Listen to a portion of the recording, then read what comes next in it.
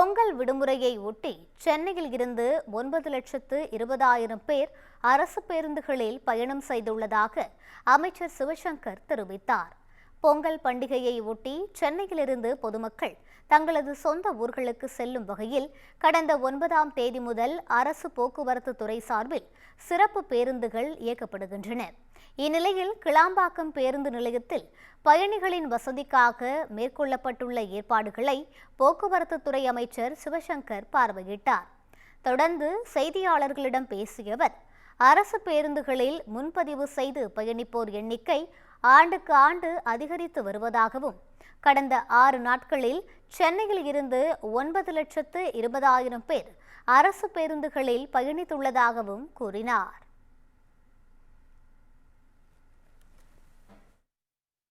9 மணி வரை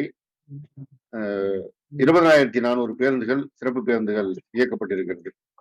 இதுவரை 9,20,000 பேர் சென்னையிலிருந்து சொந்த ஊருக்கு பொதுமக்கள் சென்று சேர்ந்திருக்கிறார்கள். நாம் முன்பதிவு செய்ததை கடந்த முறையை சுட்டிக்காட்டியிருந்தோம்.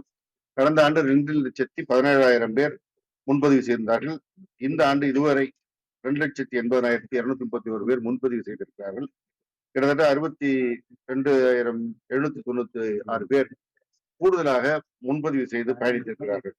எனவே முன்பதிவு செய்து பயணிக்கிற அந்த எண்ணிக்கை அதிகரித்துக் கொண்டிருக்கிறது. பொங்கல் பண்டிகை முடிந்து சென்னை திரும்ப ஏதுவாகவும் போதிய பேருந்துகள் இயக்கப்படும் என அமைச்சர் தெரிவித்தார். அரசு வருகின்ற 16ஆம் தேதி வெள்ளிக்கிழமை வழக்கமாக இயக்கப்படுகின்ற 2,092 பேருந்துகளோடு 775 சிறப்பு பேருந்துகள் இயக்கப்பட இருக்கிறது. 17ஆம் தேதி சனிக்கிழமை 2,092 வழக்கமான பேருந்துகளோடு 1,415 சிறப்பு பேருந்துகள் இயக்கப்பட இருக்கிறது.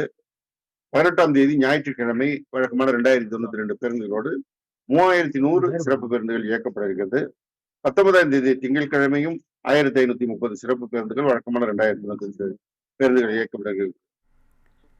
கிளாம்பாக்கத்தில் பேருந்து நிலையம், GST சாலை மற்றும் ரயில் நிலையத்தை இணைக்கும் வகையில் நடைமேம்பாலம் அமைக்கும் பணி பிப்ரவரிக்குள் முடிவடையும் என்றும் அமைச்சர் கூறினார்.